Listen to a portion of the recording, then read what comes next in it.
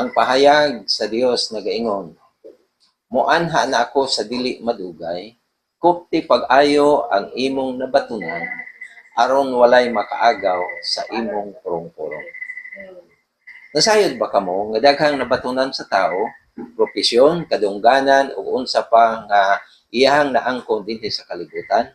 Apan kanang tanan kung dili mohaom sa kabubuton sa Dios kapakyasan?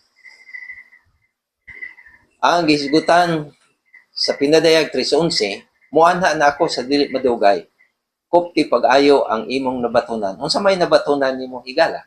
Igsoon. Siguro nakabaton ka og daghang kabtangan, nakabaton ka og daghang kahibalo sumala sa imuhang education attainment. Pero kanang tanan dili kani kwalipikado sa pag-adto sa gingharian sa Dios. Ingon ang kasulatan nga muana na siya sa dili madugay pakuptan ang buot gipasabot kun doon na kay pagtuo. Kuptan mo ang imong pagtuo. Puy-an mo ang imong pagtuo. Kinabuhian mo ang imong pagtuo. Kay sumala sa pinadayag